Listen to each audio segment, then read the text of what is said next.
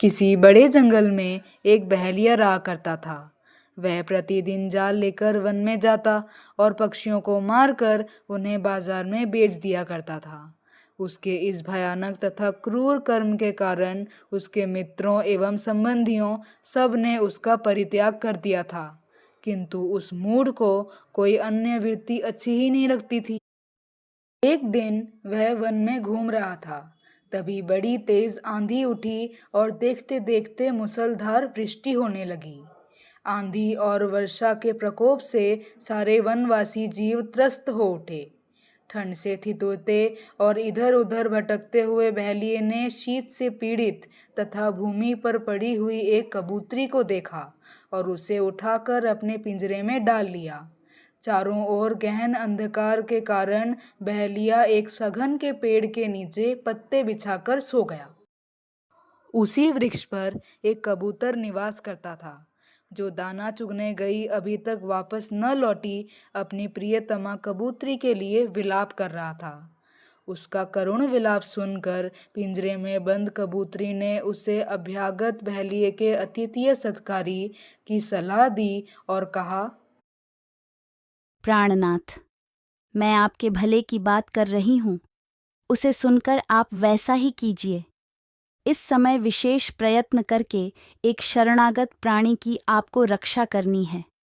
यह व्याध आपके निवास स्थान पर आकर सर्दी और भूख से पीड़ित होकर सो रहा है। आप इसकी सेवा कीजिए, मेरी चिंता न कीजिए।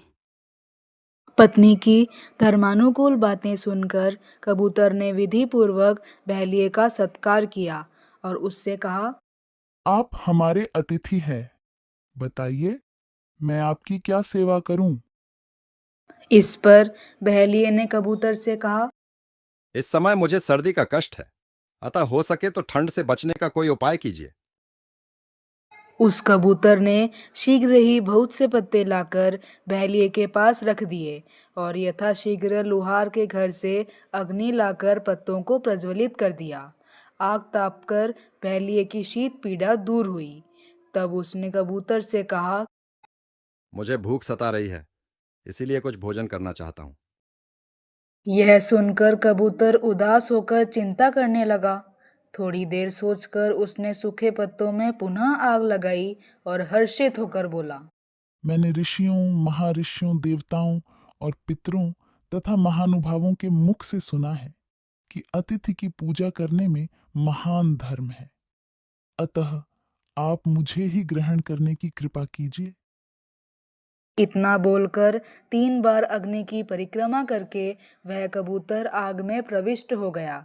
महात्मा कबूतर ने देहदान द्वारा अतिथि सत्कार का एक ऐसा उज्जवल आदर्श प्रस्तुत किया कि व्याध ने उसी दिन से अपना निंदित कर्म छोड़ दिया।